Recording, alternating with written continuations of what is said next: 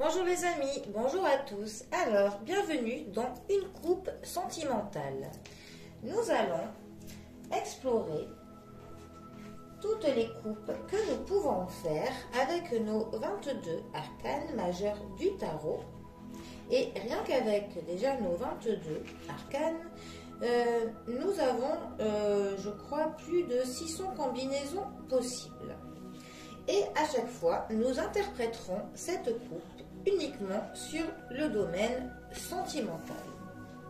Alors, quelle va être la première coupe que nous allons interpréter aujourd'hui?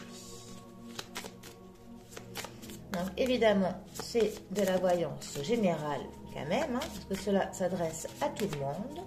Donc ça en parlera à certains et à d'autres absolument pas. Donc vous prenez ce qui vous concerne, ce qui vous parle, ce qui peut vous-même parler à une de vos connaissances, peut-être, quelqu'un que vous connaissez, ami, sœur, frère, que sais-je encore.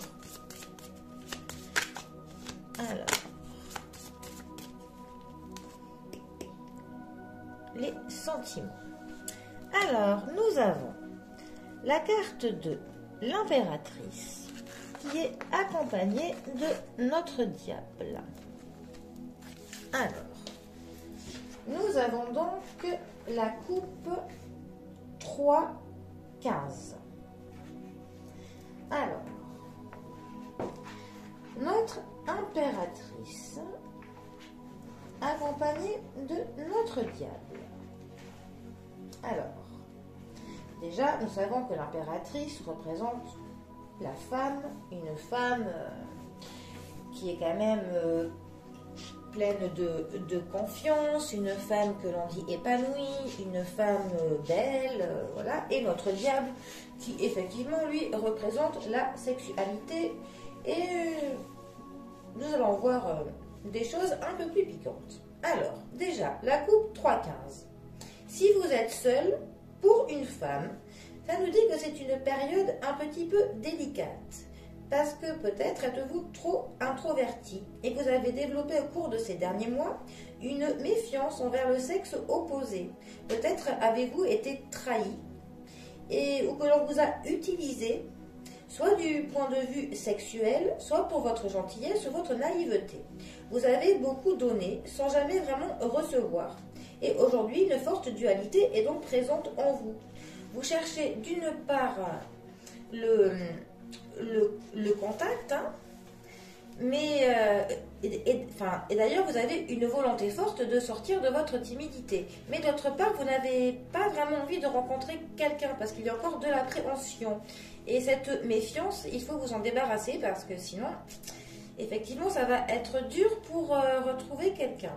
Donc bon, ça nous dit que la période sera plus clémente dans environ 6 mois. Pour un homme, c'est une phase de vitalité moyenne, un petit manque d'énergie, et cela altère la capacité du fait de pouvoir faire des rencontres. Si vous avez vécu dans le passé une relation difficile qui vous a laissé quelques marques, que vous êtes seul depuis un certain temps, peut-être vous n'avez pas trop de volonté pour au final rencontrer quelqu'un. Faites attention à ne pas faire que la déprime s'installe. Attention. Voilà. Bon.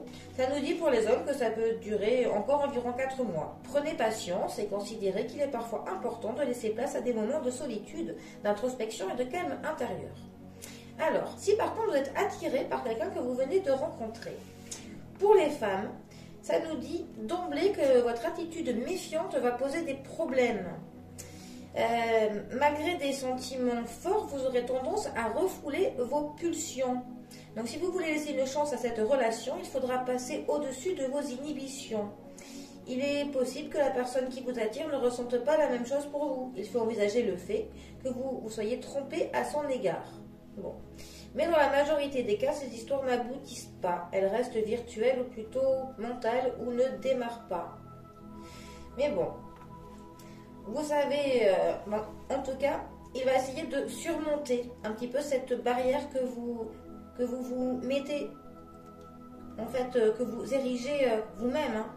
Et il y a un petit peu une forme de déprisme et de fatalisme. Donc bon, il va falloir essayer dans le futur à un petit peu être moins sur vos gardes. Voilà. Pour les hommes, ça nous dit que vous n'êtes pas dans une excellente période. Et donc, il se peut qu'il y ait un décalage entre la personne que vous convoitez et ce qu'elle peut faire preuve envers vous.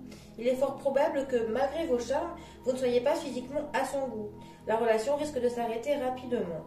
Bon, si vous êtes en couple, alors, si vous êtes en couple, on nous dit que l'ambiance, elle est morose, malgré des efforts répétés de la conjointe, ne suffisent pas à bousculer les habitudes et à stopper une forme de routine. Il y a un manque d'entrain, parfois un manque d'amour et de joie dans le couple. Hein. Cette situation négative est déconseillée pour l'équilibre du couple. Bah, tu m'étonnes.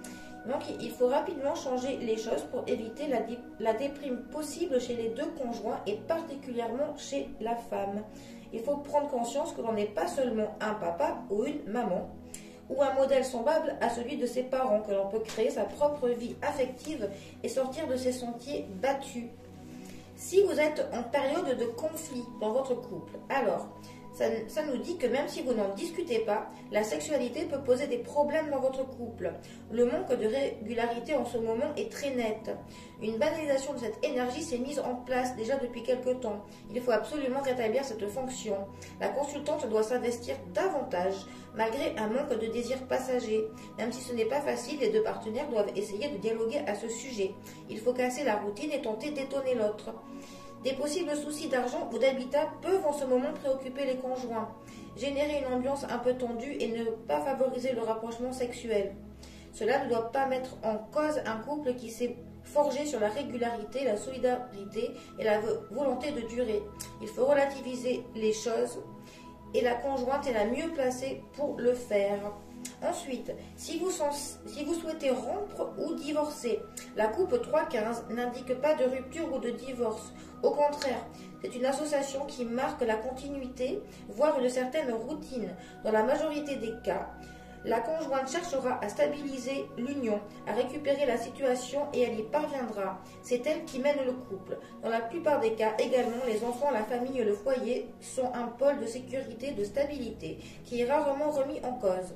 S'il y a rupture, la conjointe en sera à l'origine, en sachant qu'au terme d'une procédure juridique longue et coûteuse pour les deux parties, aucun des deux conjoints n'en sortira vainqueur. C'est une histoire qui laissera KO les deux protagonistes, qui n'aura que créé de la peine et de la tristesse pour les proches. Il est donc préférable de patienter 10 à 12 mois, mais ne surtout pas se précipiter pour prendre une telle décision.